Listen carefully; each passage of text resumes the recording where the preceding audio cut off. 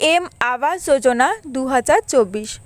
নমস্কার বন্ধুরা, প্রতিদিনের মতোই আজকেও চলে এসেছি আপনাদের জন্য একটি নতুন খবরের আপডেট নিয়ে।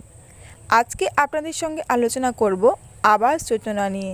অনেকে আবাস যোজনায় টাকা পেয়েছেন এবং মনের মতো স্বপ্নের ঘর করেছেন, কিন্তু অনেক মানুষ এখনও আবাস যোজনার কোনো টাকা পাননি। তাদের জন্য আজকের এই ভিডিও। আবাস যোজনায় টাকা দিচ্ছে কেন্দ্র সরকার। তালিকায় রয়েছে 3 কোটি মানুষ। আপনার নাম কি রয়েছে সেই লিস্টে? তো চলুন সেটা জেনে নিই। তো বন্ধুরা, ভিডিওটি শুরু করার আগে আমার চ্যানেলটিতে নতুন হয়ে থাকলে অবশ্যই সাবস্ক্রাইব করে পাশে থাকবেন। এবার 3 কোটি নতুন বাড়ি তৈরি হবে প্রধানমন্ত্রী আবাস যোজনা বা পিএম আবাস যোজনার আওতায়। তৃতীয়বার এনডিএ সরকার গঠনের পর মন্ত্রিসভার প্রথম বৈঠকে আবাস যোজনা নিয়ে বড় ঘোষণা মোদী সরকারের। গ্রামীণ ও শহরাঞ্চল এলাকার বহু মানুষ এবার প্রধানমন্ত্রী আবাস যোজনার আওতায় ঘর পাবেন। এই প্রস্তাবেই শিলমোহরও। প্রথমে আমাদের জানা জরুরি যে আবাস যোজনার উদ্দেশ্য কী।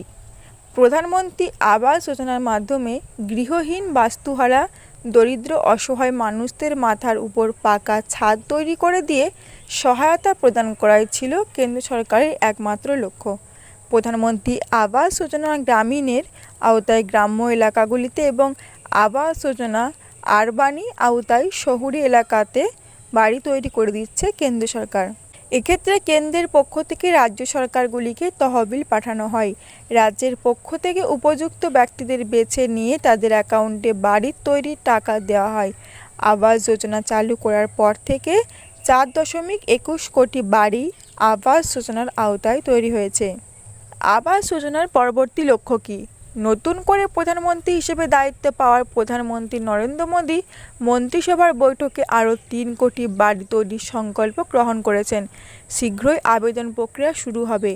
আবেদন গৃহীত হলে এবং যোগ্য হলে অবশ্যই সেই ব্যক্তি আবাস যোজনার বাড়ি পাবেন।